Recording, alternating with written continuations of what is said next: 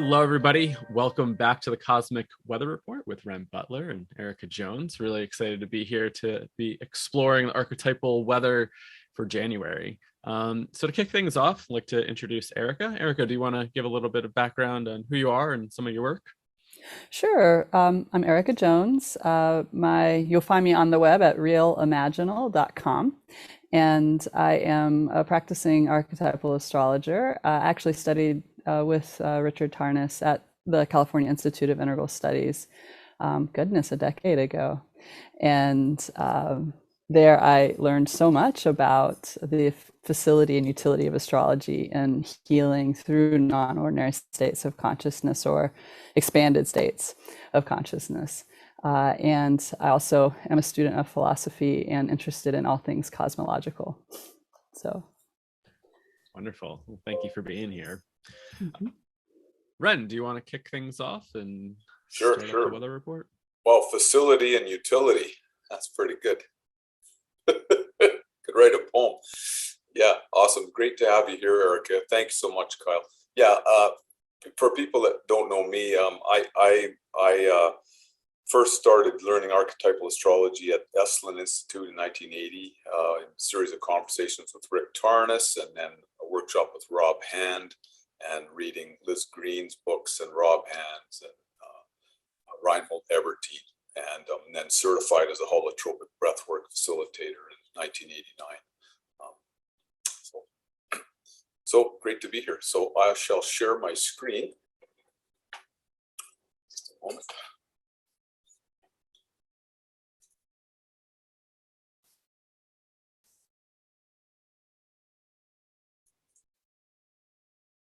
That coming through? Awesome. We got it.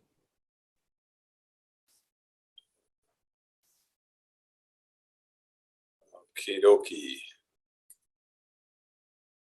So we're recording this on the solstice. Happy belated solstice, everybody. Such a relief. What a change it is. You know, the Canadian winters are not for the faint of heart.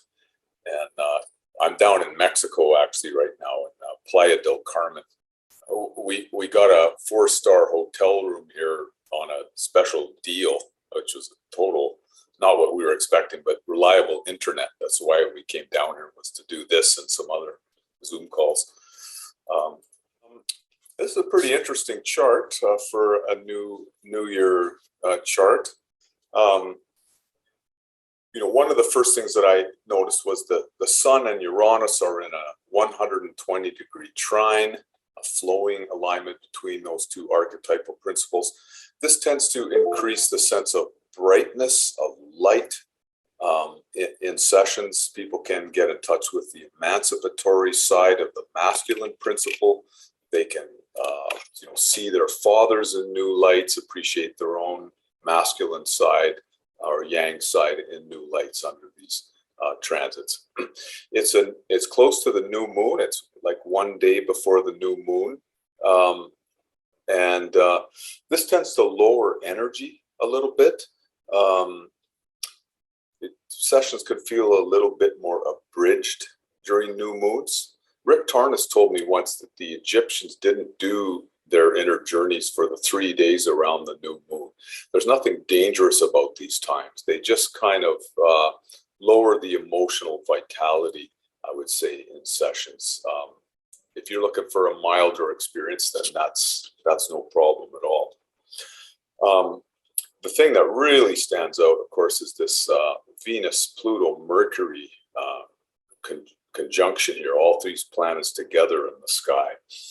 So the Venus-Pluto, Pluto intensifies the Venus archetype. There can be powerful sexual feelings at times like this. These are great, and for a lot of the month, perhaps the entire month, we'll have this Venus-Pluto conjunction. It's like the inner sex therapist. You could see it in a certain way. It's very supportive for healing sexual traumas and wounds and conflicts around our libidos and so on.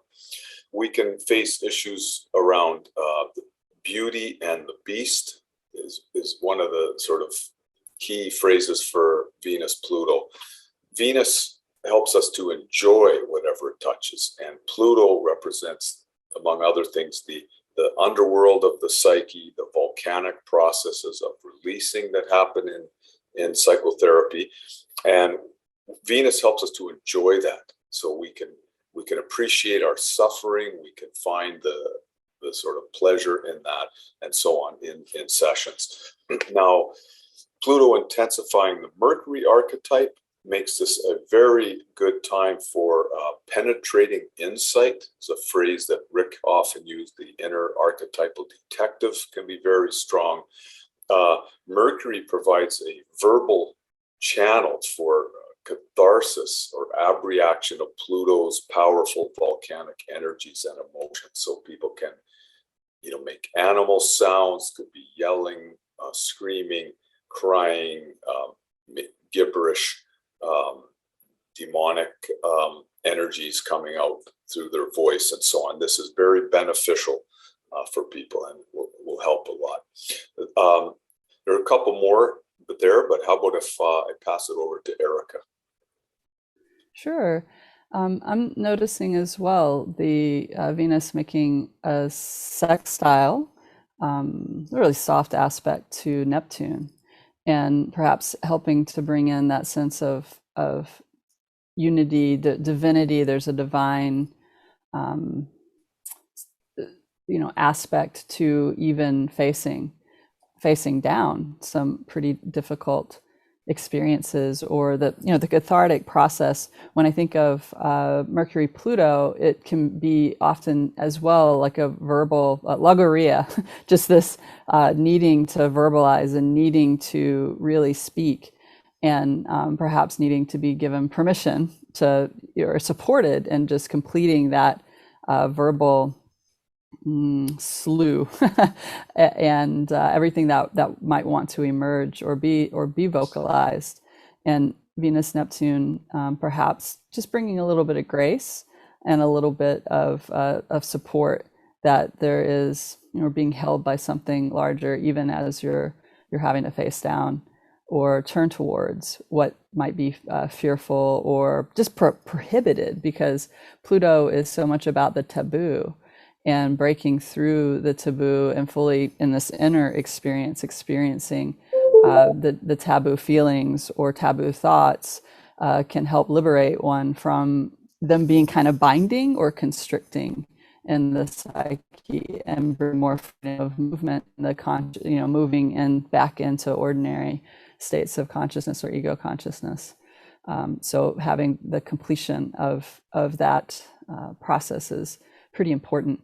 And I think too of that with Sun trine Uranus, anytime Uranus is involved, there can be a little bit of perhaps manic expression or tendency to mania, and being allowed to kind of move through that, because Uranus, it's the breakthrough, the feeling of being able to move beyond anything at all, no matter how difficult, because we've got Saturn square Uranus in the sky. It's really in a close aspect, and it'll be tracking closely for most of 2022, or the first half easily of 2022. And it's sort of Saturn brings the problem to Uranus's like birthing or liberating aspect.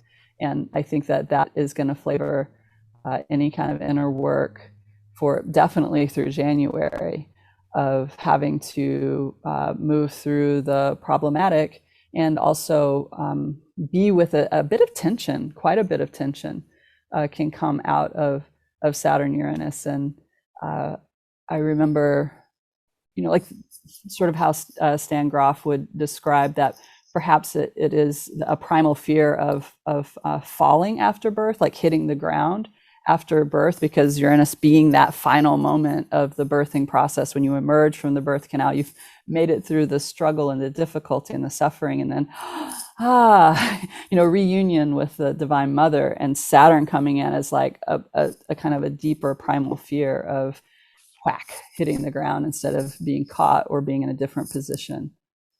So that kind of edginess can be present, and also extremely productive in a creative response to what seems like intractable situations.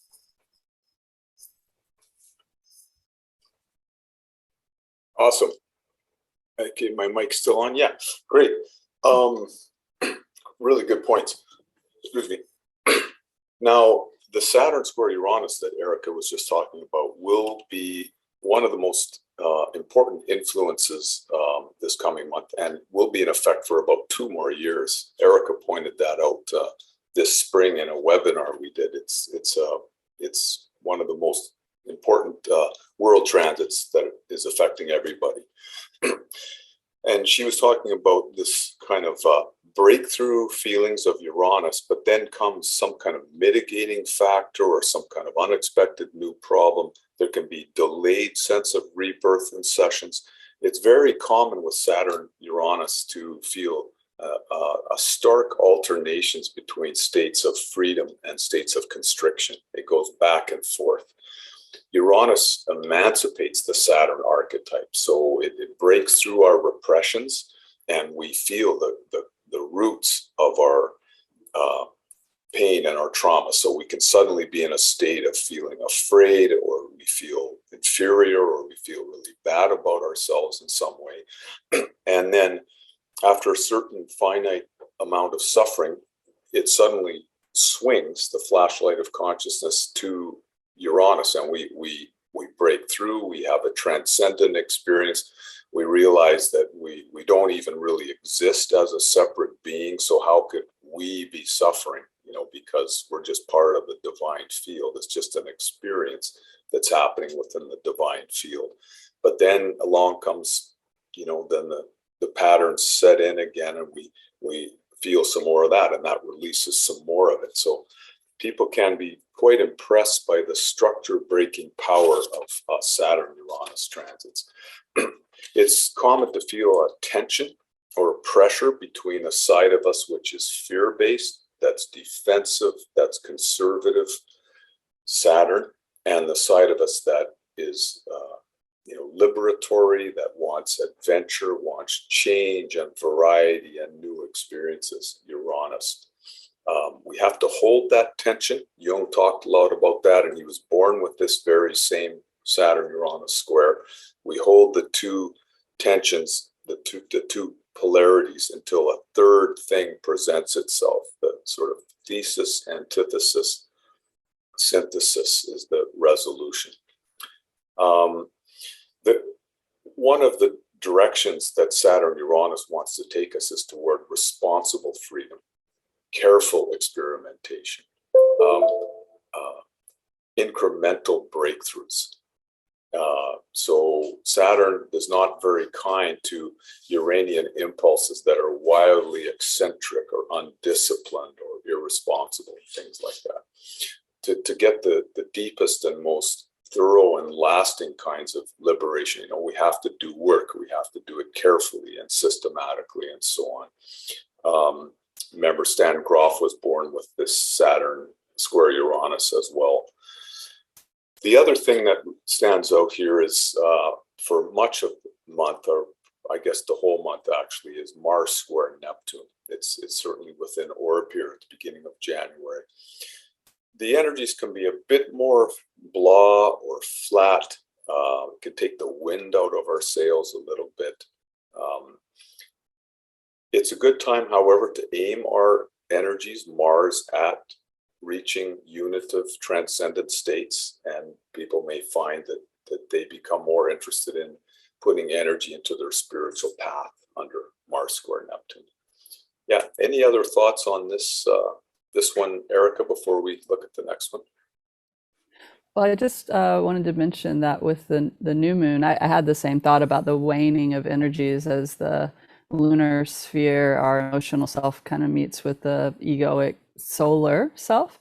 And yet at the same time, it even if it is a lower energy thing, it is possible to have find resolution around family issues and issues of family of origin, or feelings of belonging or not belonging, and having a little like an interesting fusion or access between what is typically unconscious or instinctual and what is more in our conscious awareness. So that is supportive in that way on a couple of levels. And I think that's all I would add. Thanks, Renn. You're welcome. Would you like to start with this one, Erica, or shall I? Well, I think I would hop in on the Mars-Neptune tip. You mentioned it for the previous Saturday, but on January 8th, Mars, the principle of aggression, a sense of ego, me, mine, it's willful, is making that dynamic square aspect much more closely to Neptune, which is certainly more unitive experience than Mars. They're quite different in that way, because Neptune is all about including and subsuming and dissolving into, and Mars is very much separates things. And in that separation vein, sort of freeing oneself of experiences, the toxic unitive experiences. So thinking of being in the womb and having difficult experiences in the womb, so-called toxic womb experiences. Mars Neptune is very productive of being able to clear those out and direct one's energies towards healing that, being able to heal that by sort of a clearing away process. And I think another thing that really stands out for me, and masculine energy too, this very direct yang energy is there's sort of in a couple of places a potential or the capacity to dissolve difficulties around that, or have insight into, or spiritual, like a spiritualization of that particular energy that could be very healing if it had if in our lives, or early, especially early memories of childhood, there were difficulties around being, experiencing violation. Because Sun Venus is exact at this time. So Venus, the goddess of beauty and love, and in many ways counterpoint to Mars's direction. Venus is very accommodating, very in search of harmony, and in a conjunction with the solar masculine principle of the sun, there could be the experience of warmth or feeling of connection towards those who are supporting you on your journey, especially if they are masculine or male-bodied, or present in some way as a masculine figure for you. And that can be very healing around the father and the principle of the father, or the archetypal experience of the father, because there's a particular sweetness and just love, eros, that feeling of connection that can come through with Sun Venus. It can also be really nice for a close-knit group of friends experiencing together, having a journey together, very supportive for that feeling of connection and being in it together. And I think starting to have Mercury come into the Saturn-Uranus square and setting that off. So Mercury, the mind, as a communication and exchange of ideas, but our mental concepts as well, it'll square Uranus first, and that is very much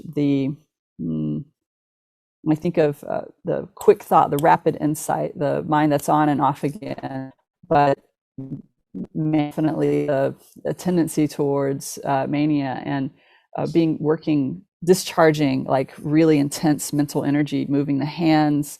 Mercury actually relating to and pertaining to the hands can be one way to try to help work that through or work that out and help it to move. But flashes of insight, really being able to get a completely new perspective on something that may have seemed irredeemable perhaps, or there's no other way to understand this thing that happened to me. Actually, like a shift, a real movement towards seeing another layer or other layers to one's reality, and to challenge concepts about that. And just when Mercury, the faster moving planets, set off cross or aspect those slower moving planets, the big heavy hitters, it tends to correlate to activating the potential within them. So this very supportive of whatever longer term deep psychic processes we're going through, which are always working through us. And we dip in and try to work with them more consciously, perhaps during sessions, that it just signals that there is going to be the potential, and it's a great time to try to access a tremendous like flip, or Saturn Uranus is the sudden change. It looks like we're heading in this direction, but then we're going this way. So it's just activating these longer processes and making it more, you can think of it as more available to us, and more able to grab with the mind in a mental way and move through it. So that's all I would say. Yeah, great points. Yeah, the Mercury Saturn right here is 90-degree square with Uranus, is what Erica was just talking about. There can be a pattern of mental constrictions and tensions, Mercury Saturn, then followed by surprising and sudden mental awakening. We can, with Mercury Saturn, people can sometimes get involved in negative repeating tape loops in their sessions. They're thinking negative thoughts and they keep going around in a circle and they can't seem to find the way out. And that's an element of BPM2, where the fetus is essentially in a no exit state and it can't do anything to change the situation. And then when the process shifts automatically to BPM4, not through any strategy or correct decisions they make or anything like that, it just happens by itself, then suddenly the light comes in and you get solutions and you see, you have perspective, like Erica was talking about, a sense of sudden mental awakening. We can, for much of this month, with Mercury lighting up this Saturn Uranus, or joining it, we can have unique insights into social extremism, the polarization between the left and the right, between different fanatical vectors in society, and see their psychological origins, many of which are perinatal. Not all, but it's a very important source of those. Nietzsche said psychology is the mother of all the sciences, and I believe that's sort of the essence of the postmodern understanding that he kind of initiated. But now we're in a situation now with this new paradigm being born. Stan suggests the holotropic worldview. It doesn't matter what it's called, but psychology will now again play a central role in the life of our species. I believe it's certainly happening with the psychedelic renaissance. The Sun, Venus, Pluto is still very strong for this Saturday. Very conducive for deep sexual healing.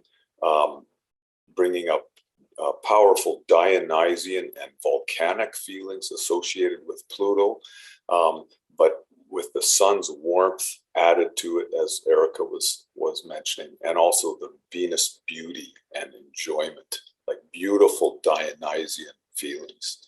We might have images of dancing, belly dancers, or unspoiled Polynesian islands with people dancing free in their bodies and so on. The Mars square Neptune, of course, is still happening and will be for much of the month. A little bit demoralizing at times. As Erica mentioned, we just have to learn to flow with these toxic womb feelings in our psyches when they emerge. Stan says, he himself had to go through some of that in some of his sessions. He says it's not the most interesting. That was his criteria for describing it. It just wasn't the most interesting. I mean, BPM3 is really interesting. but not this. You just are kind of in this blah state. You just have to endure it and just keep going through it. It can be helpful, as always, when you need human contact, to reach out and ask your sitters if you can hold their hands or touch your shoulders or sit beside you in a non-sexual way. And that can help to heal the toxic wound imprints and replace the sense of a hostile other or hostile milieu with a loving and supportive one. So let's move to January 15th. I have a question, just thinking about technique and ways to move through a certain experience, and just thinking about that Mercury, Saturn, Uranus, and Renn, you're kind of talking about, really kind of BPM2, repetitive thoughts. I think that is really challenging place for somebody to be in during their psychedelic experience. And any tips or advice for people that do find themselves in that type of state, how to work with that energy? Yeah. Just stay lying down with the eye shades and headphones and just endure it. You have to go through it. There's no way you can get out of it through your own actions. You just have to have a X number of units of suffering of that type. It's a type of mental hell, Mercury, Saturn.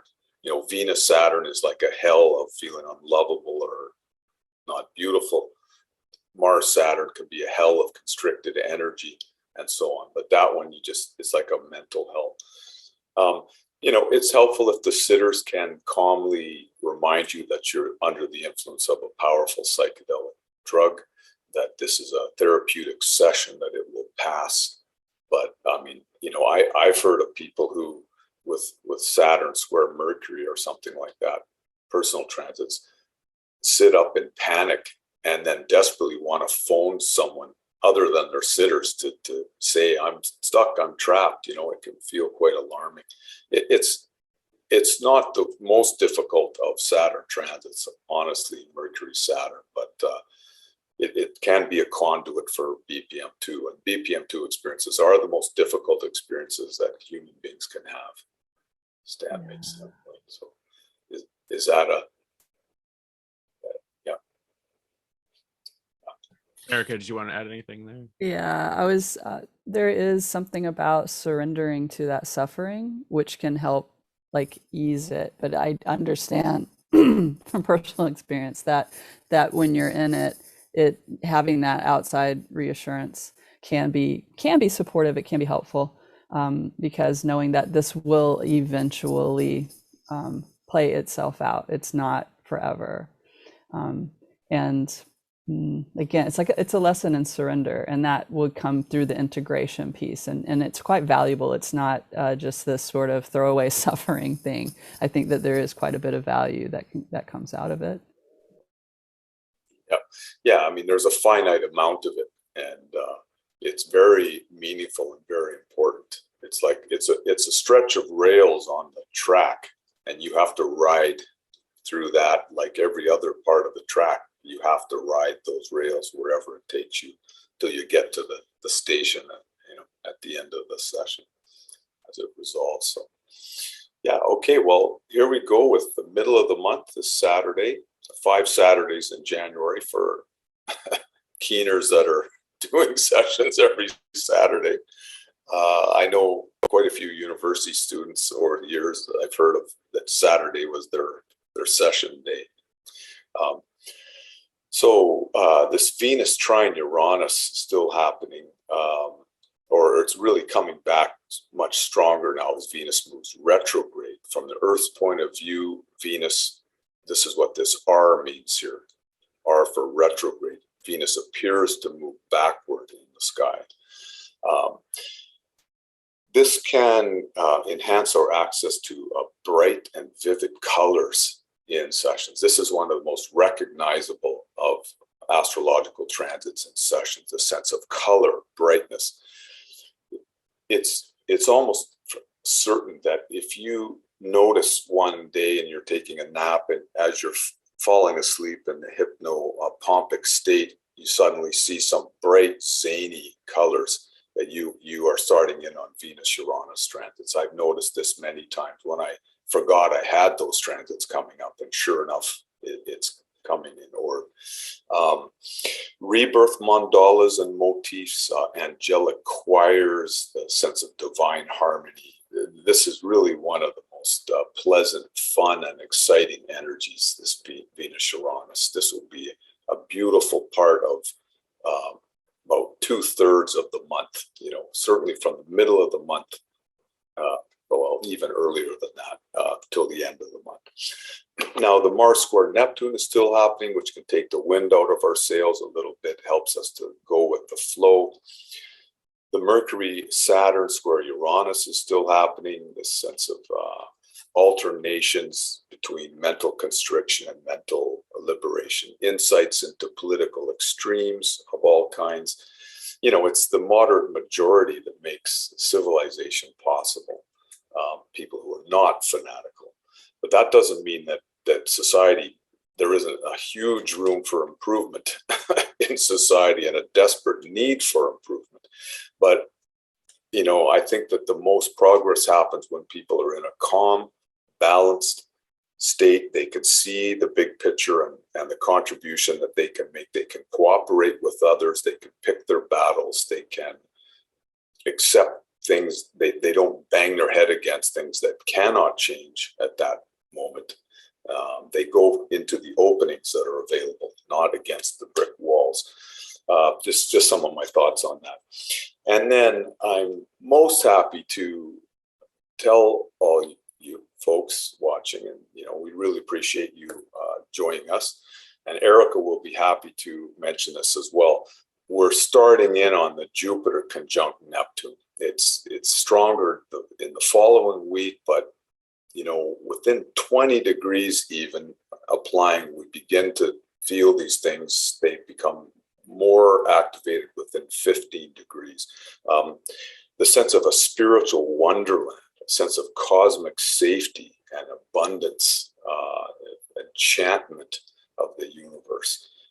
And thank God / goddess, we have this Jupiter Neptune now for starting in about 3 weeks from now or so, for I believe most of 2022. And what a beautiful balm for our souls after this heavy duty Saturn Pluto conjunction that we've been in for 3 years. That Art Granoff just pointed out to me this 2 days ago was the final day of Saturn Pluto being within 15 degrees of orb. We're still in it. We're in the afterglow, the sunset effect, as Rick talks about, that pressure cooker of hard labor in the psyche of the Saturn Pluto. But the worst may be over.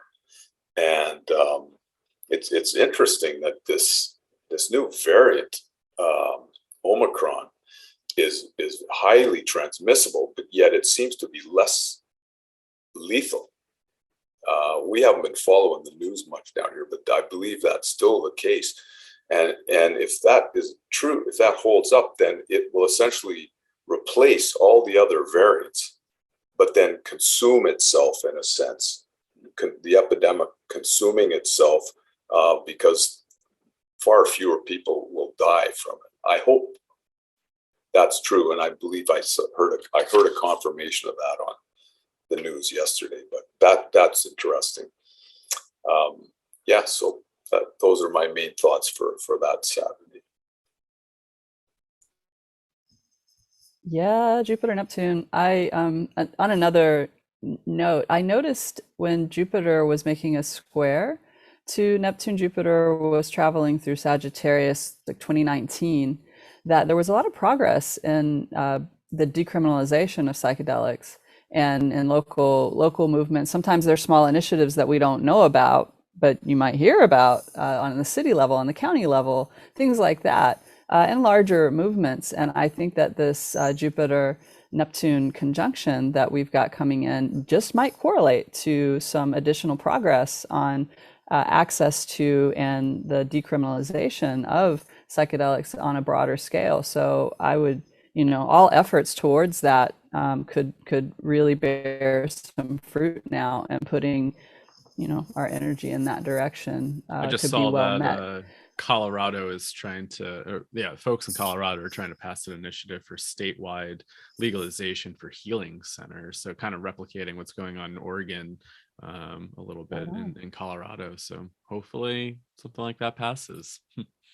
Well, it bodes well, I'd say, under that Jupiter Neptune on the activity, like the previous activity I saw, and so on. And I think the other thing that I noticed about this particular Saturday, that conjunction with, so Sun shining a light on all of the underworld. It's very BPM 3 kind of quality of being able to fight back after all this restriction of the birth process happening. The cervix is closed. That's more of the Saturnian no exit situation that we were talking about with the repeating thought loops. And when we get more of a Plutonic experience that's empowered or energized, in this case by the sun, illuminated by the sun, it's more of the I can fight back now, and finding one's power, finding one's ability to cause or prevent change in one's environment, and accessing a great deal of animal instinctual experiences, and having a lot of, I'd say again, the taboo kind of being lifted or moved through, but experiencing that as of within oneself, perhaps more than necessarily outside of oneself. That it's this, I have destructive qualities. I have access to this sort of destructive energy, and I think of like the goddess Pele, a volcano erupting, or just an encounter with a wild animal, a mountain lion facing you down, ready to but that energy being in oneself, the predator. And I think that could be a feature for some sessions under these skies. I love everything that Renn said about Venus trine Uranus. I do think that is one of the nicest aspects or interplay of planetary archetypes, Venus and Uranus, for really pleasant psychedelic experiences. Peacocks, I think, come up a lot with that sort of brilliant color, and I love that in alchemy, the appearance of that kind of color is a sign that there's success in your alchemical working. So you're trying to create the great work and turn lead into gold, and when this sort of peacock color appears, it's a sign that you're well on your way. That there's still work to be done, but it's like this really sweet like kiss from the divine on one's work. So that's what I'll say. Really well said. Yeah. I mean, every BPM 4 experience connected with Uranus represents a threshold. We've made progress, we've reached somewhere, and some of the other barometers of that are the number 4 appearing in dreams. Jung talked a lot about that. Number 4 is connected with individuation, of breakthroughs, of wholeness, connecting with the self archetype, capital S, and just coincidentally, that matches up precisely with Stan Groff's BPM 4, the number 4.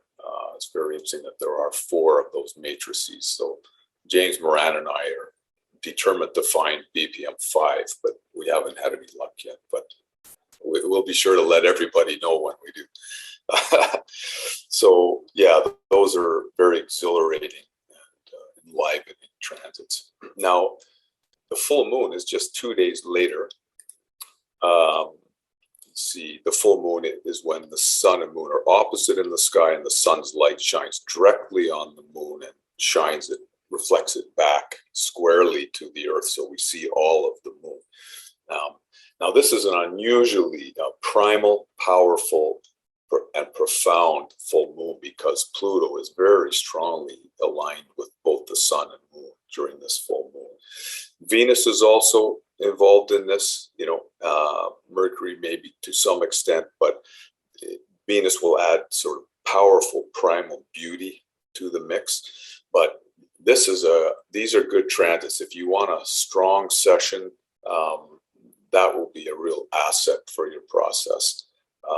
All the things Erica was talking about, BPM3, we can have volcanic releases of energy and emotion when Pluto is strongly activated like that.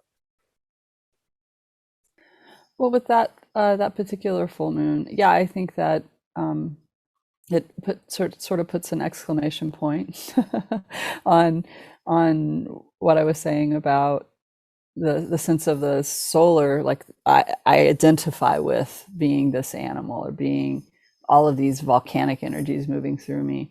When you add in the lunar sphere, it brings in a more somatic, bodily kind of experience to it.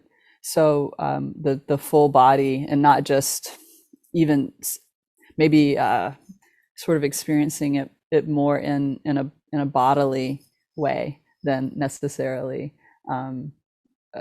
a meditation or an idea, an abstraction of this is what I am.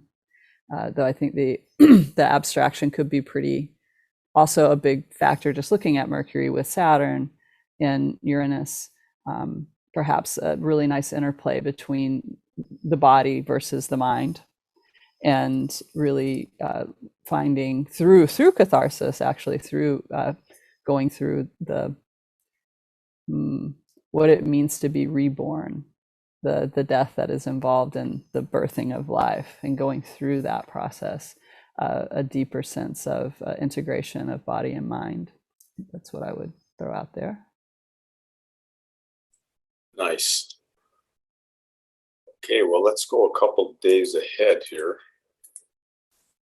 to January 21st. This is the Friday, actually, but look at this beautiful grand trine here. Moon, Venus, Uranus. Wow. That is a very special energy. We've got this also moon opposition Neptune, and this will certainly be in effect for the following day, the Saturday as well. So the moon Neptune enhances our access to gentle, peaceful, blissful, serene states of consciousness. BPM 1 experiences of oceanic or melted type of ecstasy, inflected toward the feminine principles. So union with the divine mother, the great mother goddess, with Mother Nature, and so on. A beautiful time for bonding with our friends and family at the end of the session, or with in a therapeutic way with the sitters during the sessions. On this particular day, on the Friday, the moon is trining Uranus and Venus as well. There's a real zing with these energies because of Uranus, but the nature of moon Venus is like tender, sweet, gentle, youthful energy. It's like, we talked about this last month because there was a grand trine once last month with these three, connected with like newborns, like lambs, kittens, puppies, blossoms, pink buds in the spring. It has that kind of beautiful, irrepressible youth quality. Those would be great transits. And any thought on that one, Erica? You gave a beautiful invocation of that particular energy. Venus, well, when Venus is highly involved, it's just a sort of sweetness, and sometimes it's an overweening sweetness, like too much sweetness. But I think in this particular case, the flowing, harmonious sort of aspects suggest that it's more of access to a sweetness that one would like, and not be overwhelming, and might bring a little bit of lightness to what could otherwise be a heavier experience. People are likely to have beautiful visions. This again is that Venus Uranus, the striking, exhilarating, bright colors or beautiful harmonies, but with the moon adding a more lush, a more feminine component to it. So January 22nd is the second last Saturday of the month. Most of the transits are the same of things we've talked about. The sun is now within orb of the square to Uranus here. and it's Sun, Mercury, Saturn, square Uranus. So that pattern of tension and constriction alternating with sudden dramatic releases of tension and transcendent breakthroughs can be in effect. The Venus Uranus is still very strong, of course. Jupiter Neptune is almost within that 15-degree orb here, that sense of ultimate cosmic safety and the blessed re-enchantment of the universe, the immanent divine. This is a term in religious studies. It's the opposite of transcendent. Transcendent is you go to a higher place above the clouds, above the problems. In immanent spiritual experiences, you feel the divine right here in every molecule of creation. Pantheism, polytheism, a sense of ecumenical unity between all the different mystical traditions, the mystical branches of the world's religions. At the mystical level, we are all talking about the same experiences, just using different languages. Like Allah, for example, is just the Arabic word for God.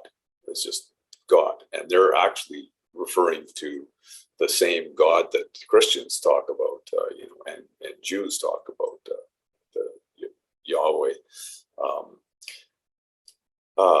And there are obviously, as in all religions, less life-supporting and more life-supporting forms of that one, like in all of them, obviously. Now, the Moon-Neptune opposition will still be happening as it was the day before.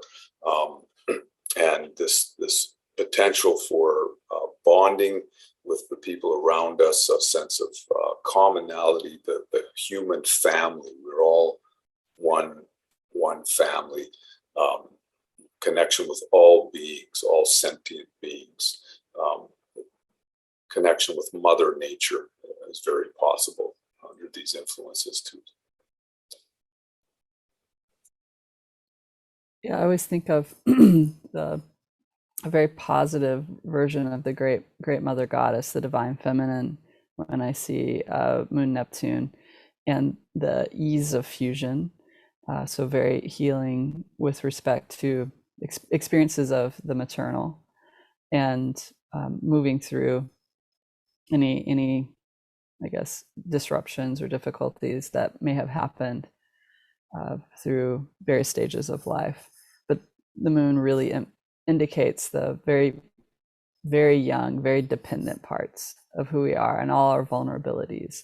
And in that embrace of the divine coming through in a sort of feminine way, it can just be extremely healing and provide a unitive consciousness that is just deeply felt and somatic, and maybe even hard to vocalize. Although the vocalization potential of this particular Saturday with the Sun and Mercury conjunction, I'm noticing I'm like really interested in all the Sun aspects, but I think that they are pretty important. I've noticed they lend a lot of energy to a session. And so with Sun Mercury, a need to verbalize and vocalize and talk about one's experiences, verbal processing being very supported in an integration process under this influence. And I think to the potential for a highly subjective, like being really focused on self as subject and not so much on what others are going through or wondering about or being inserted in others' experiences, that this has more of a potential for it to really be about my experience, because Sun Mercury can be the mind being very focused on the self and the construction of the self and who the self is. And sometimes sessions lead us in different directions, but that really stands out to me. And I find this to be a very like a lunar dominant kind of weekend, just because the number of exact aspects that happen on this day where the planets are exactly aligned. It's just coming more from the moon. And the moon is actually making a nice trine to that Sun Mercury. So a nice 120 degree harmonious aspect about 7:40, 8:40 Pacific time. So in the evening, it's in the Pacific time zone. But that being actually, when we get trines between the moon and the sun in our natal charts, there's a confluence and an ease between the unconscious and the conscious sense of self. So it looks like a nice supportive kind of energy to bring in once the moon moves into Libra, wherever you're located, and makes that trine aspect of just support for being able to bring in all the different pieces of material that may have been brought up, and to bring them together into a coherent narrative, a story about what has happened, and meaning making from that experience. Yeah, well said. This is a wonderful trine on this Saturday, trine to Pluto, the Sun, and Mercury. And there can be a sense of, I love that, being really focused on our own death rebirth process, death rebirth struggle, Sun, Mercury, Pluto. And then comes the support of the sitters, and we realize that they've been there all along. You don't really think about the sitters too much when with the eye shades and headphones. I mean, they're there, but it's such a subjective experience. But then this beautiful segue into the bonding and the sharing and the feast, potluck rebirth day feast is how I like to describe it. It's the ideal situation where you don't have to leave the therapy center. That's the ideal. If you can stay there, and even overnight is the best if your family can join you, or your partner, and so on. Makes it so smooth, the integration. Stan says that it's not how much we work through that determines the therapeutic effectiveness of a session. It's how good we feel at the end. So the integration is a very important part. And we want to maximize the benefits in these very special healing opportunities. That said, this Sun, Mercury, Saturn square Uranus is no joke. There are much more difficult transits than that. Like Saturn, Neptune, Saturn, Pluto, and so on. I'm not afraid of those transits. That looks fun to me. That looks like a challenging thing. Go ahead, crush my head in the meat grinder. I want that to happen. Squeeze me until the light bursts out. But it's very likely to get into states of mental tension and pressure and conflict with this. But Uranus will have the last word if we just keep staying with it. Don't write things down. We say this every month, but try to avoid the temptation to sit up and write down something, or listen to a podcast or something like that. The solution won't be in your left brain, linear thinking. You just have to surrender and let yourself be squeezed. So let's head up to the 29th here, last Saturday of the month. I love this moon, Venus, Mars. That's actually, that moon Mars is sitting right on my Jupiter for that Saturday. I like that one a lot.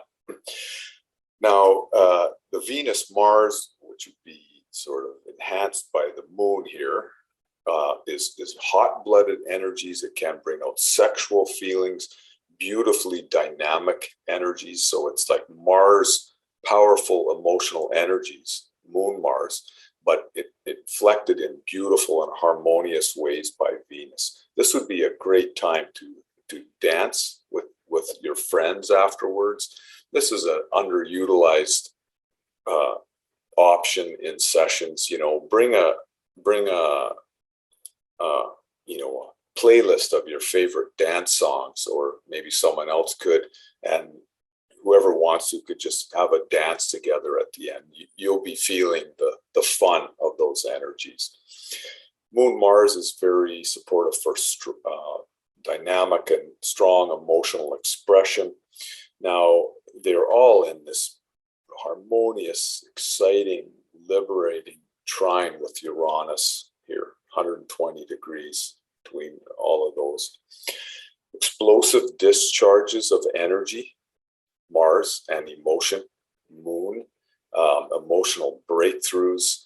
You know, the Venus-Uranus, as we've talked about, can bring in that element of brilliant, vibrant color, as which depict the energies that were in a disorganized, repressed, damaged state within us now being liberated and now finding their correct relationship to the divine. It's like reorganized energies. That's part of what we're seeing in these mandalas, and we're also connecting with something that's always there. The Sun-Saturn conjunction is quite strong at the end of the month, square Uranus. This can bring out father issues. I like this one. It's important to have unconditional support from our sitters. And in this case, especially from male sitters, we might get in touch with coex memory systems around being judged, abandoned, punished, oppressed by our fathers or by other males, authorities like church figures or teachers. And it's good to feel that deeply. And then along comes Uranus, then we suddenly break through and we're freed from those imprints. And then finally, the Jupiter-Neptune is within the 15-degree orb here. It's really coming on full at this point. It's even stronger when it's within 10 degrees, but we'll certainly be noticing this feeling of spiritual abundance, of ultimate cosmic safety. We can gain access to the archetype of the cornucopia, the great benefic, and others. The shadow side of Jupiter-Neptune is having these mirages of prosperity. We can suddenly feel like our spiritual breakthroughs are going to translate into some huge project in the world, you know, like a series of workshop centers that could be reproduced and spread all over the world. Now, that's a good idea, but you know, don't think just because you're seeing a vision of it in your session that that's going to come to pass when you sober up and you you look at your bank account or something like that. Always, these are some of the safest and most uplifting energies of all, Jupiter, Neptune. I love them so deeply. I really look forward to this. The benefit is that we can gain access to BPM-1, to oceanic states of unity, a sense of higher meaning and connection with that infinite and eternal divine consciousness, which is different than our egos, which are, you know, our ego bodies, which are finite in space and temporary in time. These are the big Saturnian problems in life. Neptune represents those states of eternity and infinity, and Jupiter brings out the abundant, lush, expansive, uplifting side of that. So it'll be really a lot to look forward to, and then it just gets stronger in February and March, especially when the sun comes in for this triple conjunction. So that will be wonderful for people.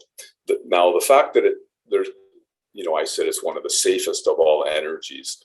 I think that's true, but, you know, there are other things happening. And as always, you know, you want to practice safe set and setting. You know, don't take unnecessary risks. That's the essence of Saturn, Uranus. Do bite-sized sessions. Don't do heroic doses. This is a foolish approach. It's fine to do high doses of psychedelics. This is what Stan did, high doses of LSD with his patients, but they had a perfect therapeutic situation there. Male and a female sitter, eye shades and headphones, soundproof space, make any amount of sound, and then a complete backup support team to take over from the main sitters after the 6 to 7 hours, who could take care of the person overnight or even inpatient if they needed that, like for the bipolar patients or the psychotic patients he worked with. So yeah, well said. I think it bears repeating even that with Jupiter Neptune, there could be a tendency to overdo it or to feel overly confident, to want to really push the envelope because it feels good, or it seems like the thing to do. And it's a good, like you said, there are situations where absolutely a high dose or even I'd say like the frequency of sessions, leaving enough time for integration and thorough integration, because I think that's really what Saturn Uranus is asking for, is taking time with integrating the breakthrough and making real structural changes, rather than chasing this mirage of everything is going to be perfect if I just stay in an expanded state. So taking care with integration and knowing that will lead to the true expansion, the true growth that Jupiter will promise. And Jupiter, the growth and Jupiter blesses what it touches. It exalts things. So the allowing enough structure to support that growth is really coming through in these transits. And I think throughout the Jupiter-Neptune conjunction, because it will be concurrent with Saturn-Uranus, which are the structural adjustments that are being made. I mean, that's another reason I feel pretty positive about advances in decriminalization and the normalization, or at least the welcoming of psychedelic therapies, because Saturn-Uranus visits upon society's big changes in law and in the way that we regard social norms, or what's acceptable, sort of the Uranian breakthrough, liberating force being able to make its entry into society in hopefully it's a way that will be sustained. So zoning back to the inner weather, we have Mercury Pluto again, because Mercury is in their retrograde and has come back to conjoin Mercury Pluto. So once again, the desire to really to speak the taboo, to think the taboo, to experience lots of scatological types of phenomena, to think about those things or even want to voice them. And again, like, it can be really overwhelming. I know people who are born with Mercury Pluto, and man, they could put you in a verbal headlock. So being in a verbal headlock might be kind of the experience of and allowing that to just move through, because it's finite, it doesn't last forever, and it's extremely important to being able to assimilate, I think, what is happening. The Venus-Mars conjunction is an interesting one. I thought I was losing my mind when I was kind of tracking through, looking at the weather for 2022 a couple months ago, because Mars is actually going to be pretty speedy. It's going to speed up and actually pass Venus, which is unusual. And they're going to be like hanging out together for a long time. So dance parties, I love that, Renn, like having dance as an integrative process, I think is a very productive use of those two energies being together, of moving the body, of finding grace in movement, and from one's own internal subjective experience, not performing for anyone, but for yourself, in more of an ecstatic dance kind of way, free form, flowing, and allowing the divine to move through one's body, and these new images of self and other to move through one's body in that way. I think on this particular day, the maybe even having the experience of how the feminine and the masculine within oneself interplay or don't, and whatever prohibitions may have been placed on them, sort of the encounter with Pluto, where Pluto in the mind, Mercury and Pluto sort of dredging up or bringing up repressed thoughts, repressed ideas about one's own sexual being, and also just what's permissible. How am I allowed to express myself in the world? Must it be rigid and straight, or can I be flowing and gentle and yielding?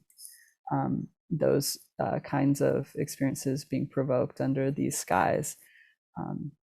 And yeah, Sun moving through Saturn Uranus is definitely, I think of the rebellion and fighting the man being sort of a feeling oppressed and wanting to fight back and wanting to rebel, identifying, maybe flipping back and forth with, am I the oppressor or am I the rebel?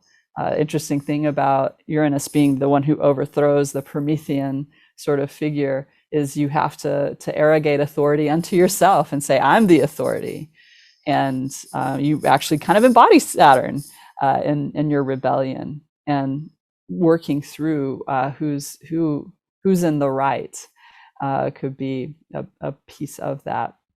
Definitely working through issues around authority and who has authority. Where does that come from?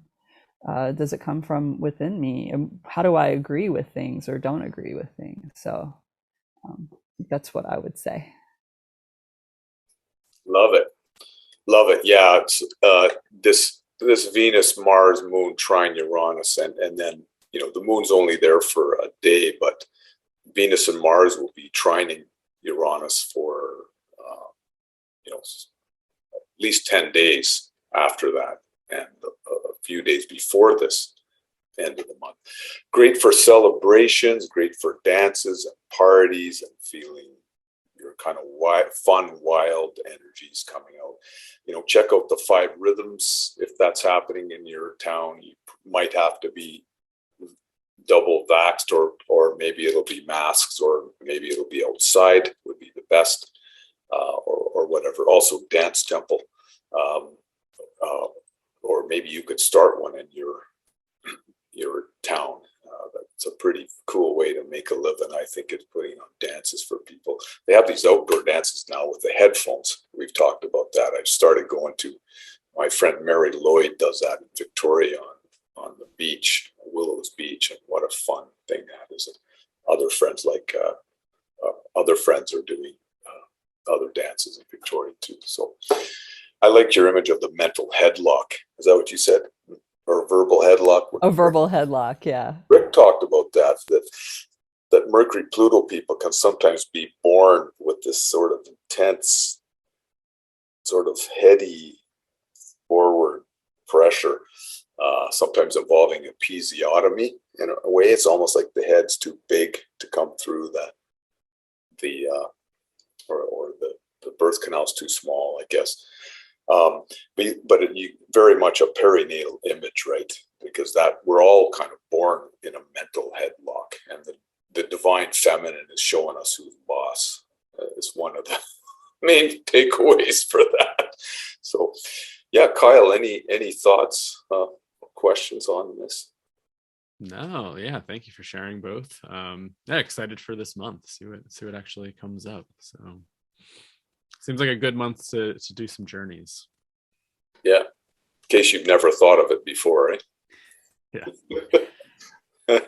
Yeah, it looks like a very productive month. I think that Saturn Uranus, though, I was talking about like structural changes, making true shifts if we take the time to approach our work with care, that taking advantage of that would be ideal, especially with that Venus trine Uranus going on all month. I mean, that's just like mwah, a cherry on top. Yeah. And then at the end of the month, the beginning of next month, with Mars in the same place. Yeah. And now, for the first time, no Saturn Pluto conjunction. We might still be feeling it a little bit, but most of it is over now. Yeah. And then this Jupiter Neptune, special gift of grace. So, yeah, wishing everyone. Excited to see what that brings. Yes. Wishing everyone safe and deep inner journeys. So. Yeah. So thank you, Renn. Thank you, Erica. For those listening, Leave a comment below. Love to hear some thoughts. Be sure you subscribe and also check out the Archetypal News Network. And Erica, where can people find you online if you have an online presence? Yes, you can find me on my website at realimaginal, all one word, .com. All right, awesome. Any other closing thoughts, comments? No, everyone stay safe. Hope this pandemic eats itself and consumes itself. That would be great. Enough already. Yeah. Indeed. That would be nice of Jupiter Neptune to give us a little grace, a little ease with that. Yeah, sure. All right, everybody. Well, thank you so much. And we'll catch you for next month, which will be February. So we'll catch you next time. Thank you, everybody. Take care. Bye. Bye.